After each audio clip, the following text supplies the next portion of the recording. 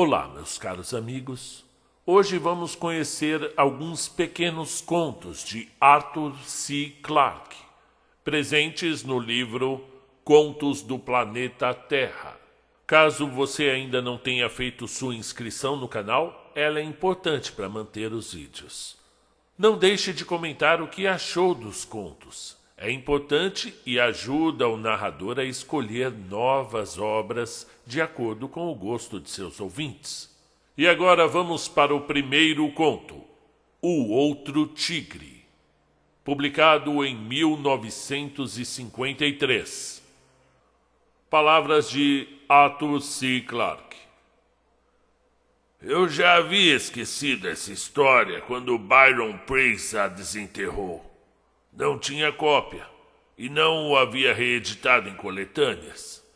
Eu a escrevi em janeiro de 1951 e foi publicada nos primeiros números da Fantastic Universe, uma revista que apareceu entre 53 e 60 e que a inestimável Science Fiction Encyclopedia qualifica ingenuamente de Magazine of Fantasy and Science Fiction dos pobres. Meu título original era Refutação, mas o diretor Sam Melvin mudou para O Outro Tigre. Mesmo depois, isto provavelmente teria significado muito pouco para a maioria dos leitores britânicos. Mas quantos dos seus próprios conterrâneos recordam agora o conto clássico de Frank Stockton, A Dama e o Tigre? Bem, ao reler a minha própria versão depois de mais de 30 anos, eu não estou certo de por que não a incluí no cânone Clarke. Bem, talvez porque me assustou, e hoje me assusta ainda mais. Por razões que explicarei depois que vocês a tenham lido.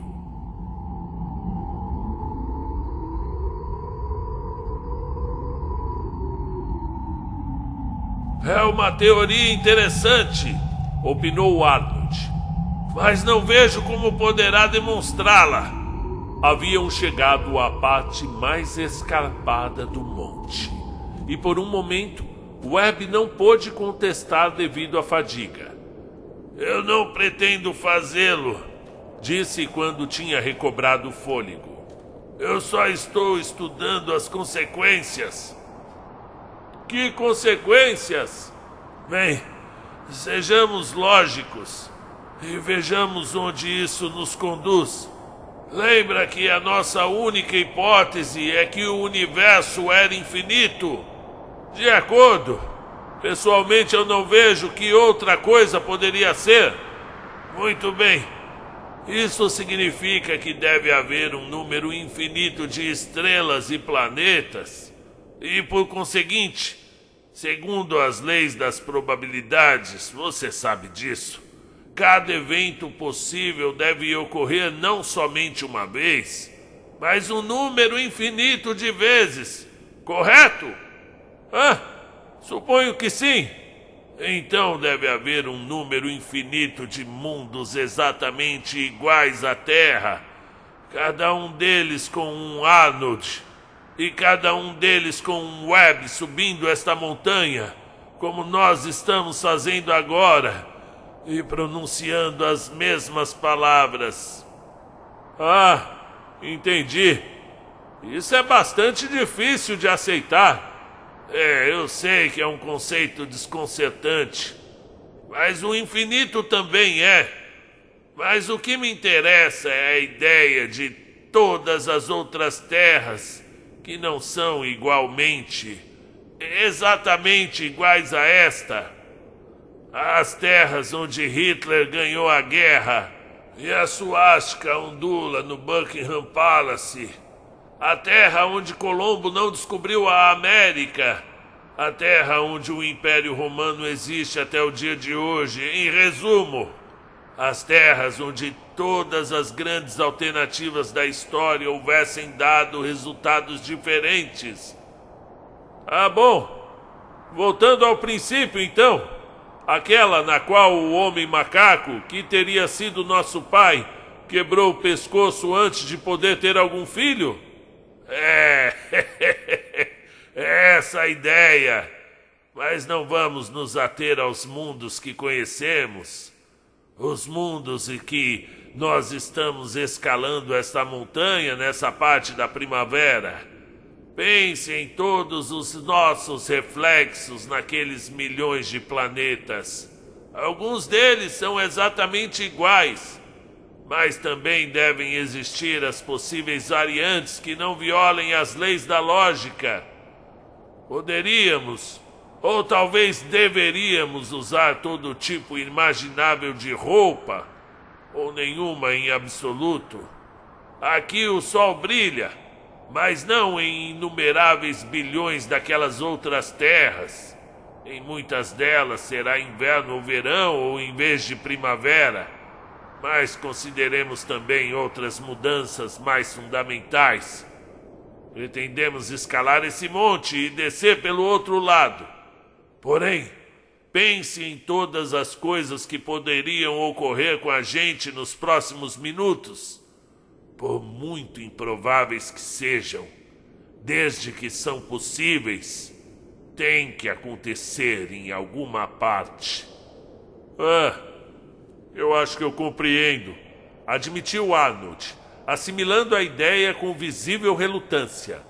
Uma expressão de leve mal-estar aconteceu no seu semblante.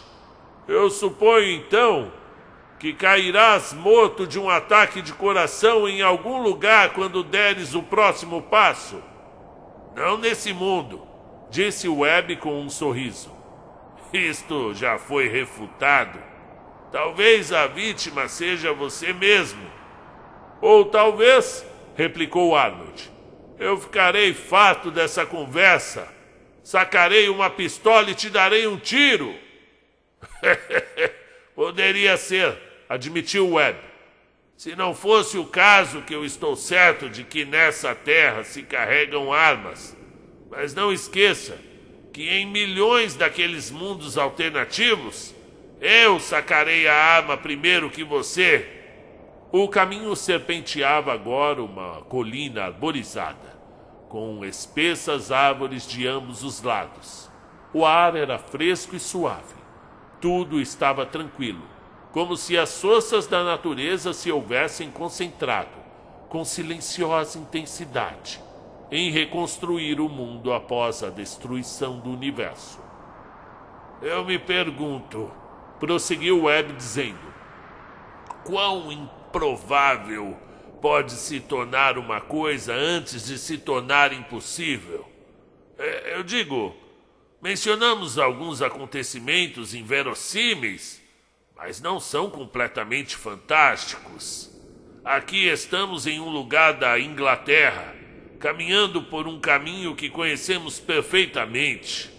Contudo, em algum lugar do universo, aqueles, como poderíamos chamá-los, gêmeos nossos, dobrarão aquela curva e não encontrarão nada, absolutamente nada que a imaginação possa conceber, pois, como falei no início, se o cosmos é infinito, devem dar-se infinitas possibilidades. Tá bom. Por conseguinte, completou Arnold, dando uma risada não tão baixa como havia desejado. É possível que tropecemos com um tigre, ou com alguma outra coisa desagradável. É claro, respondeu alegremente Webb, entusiasmando-se com o tema. Sim, é possível. Tem que ocorrer com alguém em alguma parte do universo. Então por que não a nós? Arnold deu um grunhido de desgosto. Essa conversa está se tornando fútil, protestou. Vamos falar de alguma coisa sensata? Se não encontrarmos um tigre após aquela curva, eu vou considerar refutada a sua teoria. E eu vou mudar o tema. Não seja tonto, disse alegremente Webb. Isso não refutaria nada. Não há forma alguma de... E foram as últimas palavras que pronunciou. Em um número infinito de terras, Um número infinito de Webbs e Arnolds encontraram-se com tigres amistosos, hostis ou indiferentes. Mas esta não era uma daquelas terras. Estava muito mais perto do ponto em que o improvável fazia fronteira com o impossível. Contudo, não era totalmente inconcebível que, durante a noite, a ladeira encharcada pela chuva houvesse afundado, pondo à descoberta uma enorme fenda que conduzia ao mundo subterrâneo. Quanto ao que havia aberto trabalhosamente naquela fenda até a desconhecida luz do dia. Bem, na realidade não era mais improvável do que o calamar gigante, a boa constritor ou os fantásticos lagartos da selva do Jurássico. Havia distendido as leis de probabilidades geológicas, mas não ao ponto da ruptura. Webb tinha dito a verdade. Em um cosmos infinito, tudo deve suceder em alguma parte, inclusive a sorte singularmente má daqueles homens, pois esta estava faminta, muito faminta. E um tigre ou um homem era um pequeno, porém aceitável bocado para qualquer das suas meia dezenas de faces abertas. Epílogo.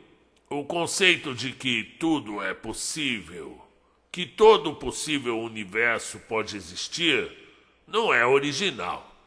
É claro, mas foi revisado recentemente em sua forma sofisticada pelos físicos teóricos de hoje, na medida de que eu posso entender alguma coisa do que eu digo.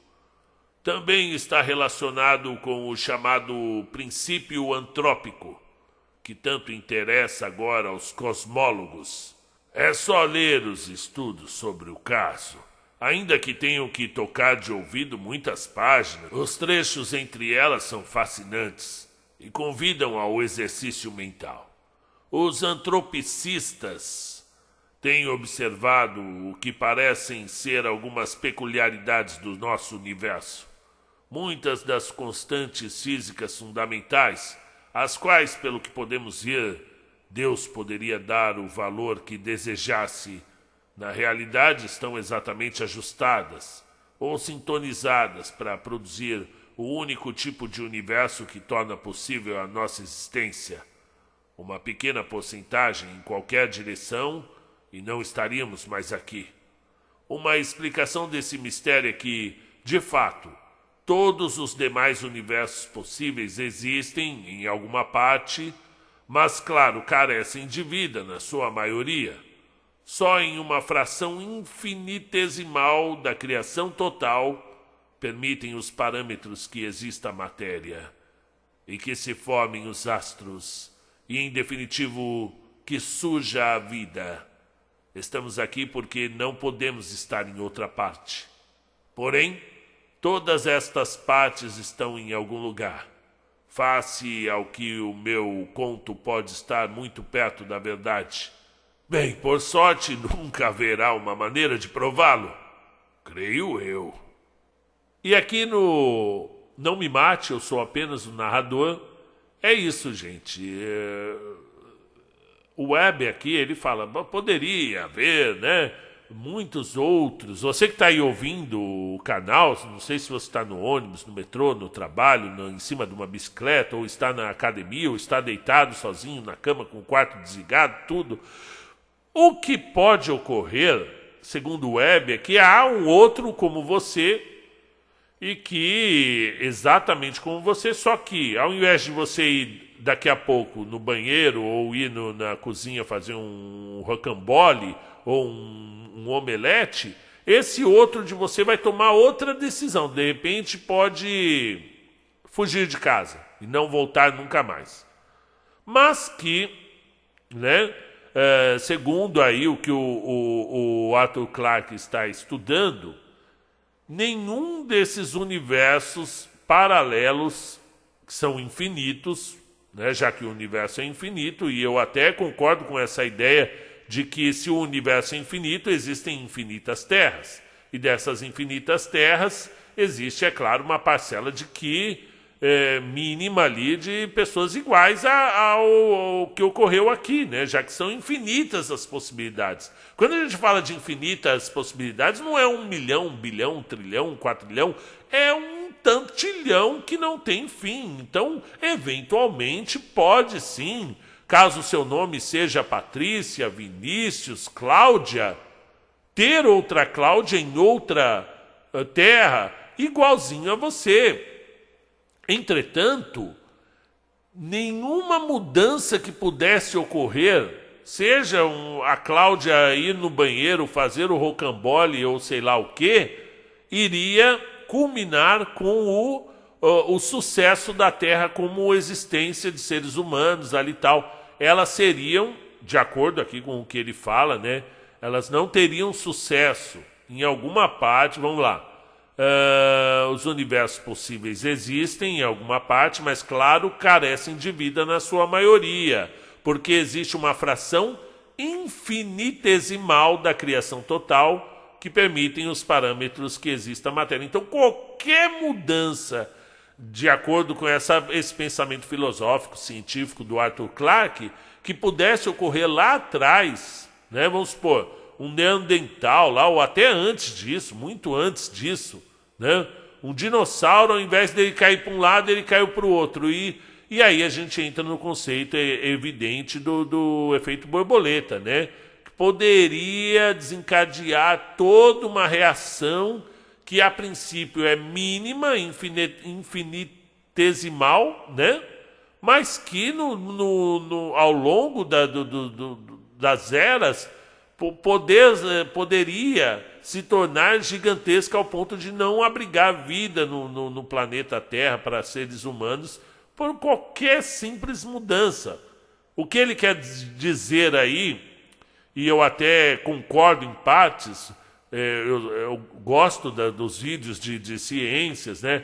Eu assisto os canais do Schwarza, do Serjão, né? O Serjão, ele fala, é tão particular as probabilidades, os acontecimentos, as particularidades que ocorreram no decorrer da história aqui no planeta Terra, é tão particular e tão raro que qualquer vírgula que você colocasse na história de qualquer elemento físico ou químico, ou seja lá o que for, provavelmente desencadearia uma reação em cadeia, aí, um efeito borboleta que poderia resultar na não existência dos seres humanos. E isso vem falando aqui também no conto, que o próprio Arnold fala, né, voltando ao princípio, aquela na qual o homem macaco, que teria sido nosso pai, quebrou o pescoço antes de poder ter algum filho, e babau, não teria nada, não teria Napoleão Bonaparte, não teria nada de nada, né? Não teria nenhum desses personagens históricos que estão falando aqui no conto, Império Romano, e nada de nada, América não teria sido descoberta, e pronto, acabou, né? Acho muito interessante, gosto do conceito do limite entre o improvável e o fantástico, tanto que eu trabalho isso em sala de aula. Quando eu peço uma redação, eu falo assim, ó, pessoal, você agora é um jornalista, né? Eu peço essa redação desde do sétimo ano até o ensino médio e até no EJA. Fala assim, ó, você é um jornalista, chegou na edição logo de manhã e você vai noticiar algo, seja lá qual foi a escala, se foi algo que aconteceu numa pequena cidade, numa rua, ou que ganhou proporções de um país inteiro, de um continente, ou até do mundo todo. Só que esse acontecimento que você vai relatar, vai noticiar, não poderia ter ocorrido pelas leis da natureza que a gente conhece. Então, teria que ser algo fantástico, né? E aí, as pessoas alguns alunos costumam trazer redações que são muito improváveis de acontecer. Muito improváveis, mas não impossíveis, né? E aí você cerca o fantástico, mas você não adentra. Por exemplo, montanhistas se deparam com algo inusitado no Monte Kilimanjaro. No alto dos seus 6.000 quilômetros, ao chegar ao cume do monte, eles se depararam muito surpresos com um elefante. No alto do Kilimanjaro. O fato é fantástico? Não, o fato não é fantástico. Ele é muito improvável, mas não é impossível. Outros, na verdade, há uns anos atrás, começaram a falar assim nas redações que em algum lugar do mundo apareceu novamente o Michael Jackson. E fizeram um teste de DNA e comprovaram que era ele mesmo, tal, né? E de fato, claro, né, que a gente sabe que o Michael Jackson morreu. No entanto, se houvesse um interesse muito grande em escondê-lo, ele tinha dinheiro para isso, né? Ele tinha totais recursos para forjar uma morte, né? Mudar o seu visual e estar vivendo lá no Pelourinho escondido, né? É claro, é improvável? É muito improvável, mas não impossível. Por isso que esse tênue e não tão fácil limite entre o improvável, o grande improvável e o impossível pode, às vezes, suscitar questionamentos a respeito da literatura fantástica, já que, por exemplo, o Gregor Samsa, quando ele acorda transformado numa barata, ou quando o Drácula se mostra ali com 300 anos, imorrível, né? São elementos que a gente não conhece na física conhecida, né? Dos limites do planeta que a gente vive aqui, de seres humanos, de seres vivos. Ninguém se transforma numa barata. É por isso que o Franz Kafka é um precursor, é por isso que a Mary Shelley é uma precursora, porque a gente sabe que não dá para você juntar partes de um ser humano gigantesco ali com eletricidade, devolver-lhe vida a ponto dele ter consciência, de se tornar um ser, né? No sentido mais filosófico da pergunta, o que é ser, né? O que eu penso, eu existo, o que é existir. Então, já uma celebridade que se diz morta, né? A gente sabe que ele está morto, tá? Não venho com teorias da conspiração, mas poderia ocorrer dele voltar ali, não voltar da morte, mas voltar de um exílio ali imposto por uma organização. Poderia, né? Isso, pelas leis da natureza, pode ocorrer. Basta que você tenha bastante dinheiro para camuflar uma morte, como ocorreu naquele caso ali em 2009, né? Não foi camuflado, eu sei disso, eu não sou doido, não sou maluco, a Terra é redonda. Mas eu gosto de levantar essa questão com os alunos.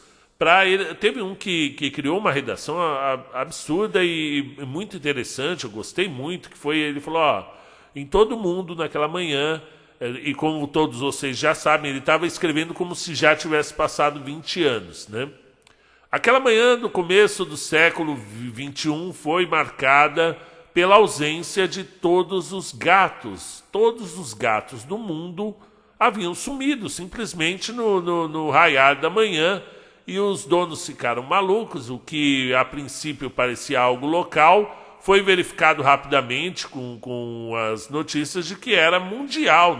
Nenhum gato no mundo inteiro se encontrava presente. E aí esse aluno teve o cuidado de desencadear todas as consequências disso. A princípio houve uma histeria coletiva, suicídios de seres humanos que não poderiam viver sem seus gatos, tal. Os governos tomaram a frente. Houve uma discussão acalorada que envolvia muito preconceito. Eu lembro dessa redação claramente, porque ele julgava que a China tinha parte no problema, que estariam os chineses numa organização de sequestro mundial de animais para se alimentar, sabe? Uma coisa bem preconceituosa mesmo, levantada pelas nações que foram atingidas. Mas a China falou, não, mas nossos gatos também sumiram. Se vocês encontrarem um gato aqui, acalorou-se mais a discussão ao ponto de armas nucleares. Esse aluno foi fantástico, realmente. Ele falou que quando as armas nucleares já estavam apostos para serem colocadas em prática, houve o anoitecer. E as discussões continuaram noite adentro, e no dia seguinte os gatos apareceram novamente, como se nada tivesse acontecido. Apareceram, né? Desceu do telhado um, o outro saiu debaixo da cama, e no mundo inteiro. E aquele dia, diante de um grande constrangimento, um constrangimento mundial, se tornou o dia do gato. É claro que esse aluno tirou um 10. E é claro que, por mais improvável que seja os gatos sumirem, eu considero impossível que todos os gatos no mundo inteiro não tenham aparecido naquele dia, o dia do gato. Há alguns alunos defenderam, eu levei essa questão para eles, né, com a autorização do brilhante autor. Eu levei essa questão e houve uma discussão sobre o que era possível e o que era impossível. E alguns defenderam com unha e carne que sim, era possível. Basta que uma coincidência gigantesca possa ocorrer a ponto de todos eles estarem cada um num canto ali, escondido. E são, sei lá, bilhões de gatos? Talvez. Se alguém puder comentar aqui qual é a população de gatos mundial, aí seria de grande valia. E eu pretendo deixar essa discussão com vocês e me ausentar agora.